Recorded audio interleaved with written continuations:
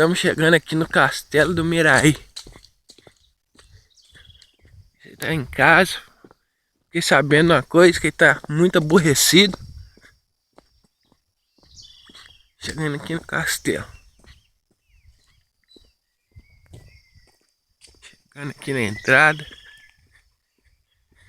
Castelo do Miraí. Ô Miraí!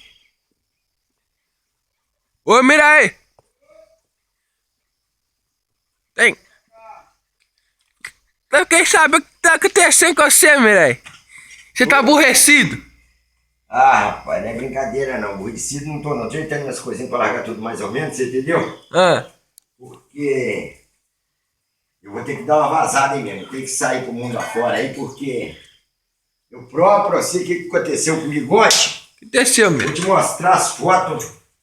Olha aqui, ó, pra você ver, ó. Essa aqui eu liguei pra ela não quis me atender, você entendeu? Essa aqui eu liguei pra ela, não quis me atender, vou te mostrar pra você. Não, eu liguei pra ela, banana, você entendeu?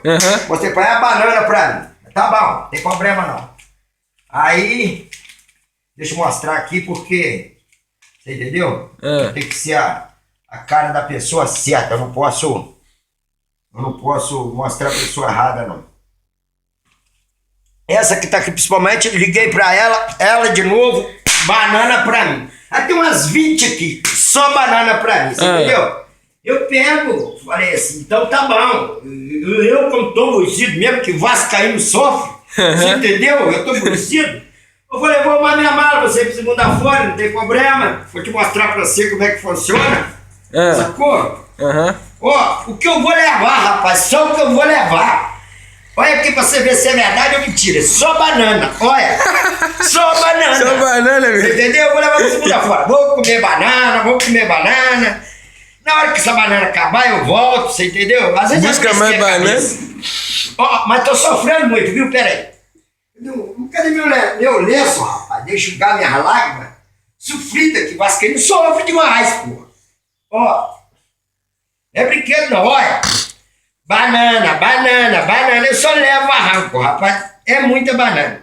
Então você já tá indo já, Miraí? Ó, eu vou sair pro segunda-feira, vou comer banana. Porque vai não, Miraí? Não me atende. Eu ligo, não me atende.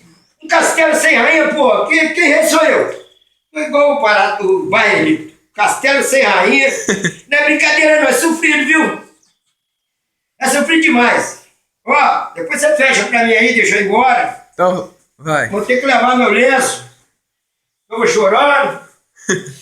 Porque homem não chora. Não, é sofrido demais, rapaz. Sofrido demais, sabe, de Pedro Paulo Miraí. É difícil. Falou, meu amigo, fica com Deus. Falou.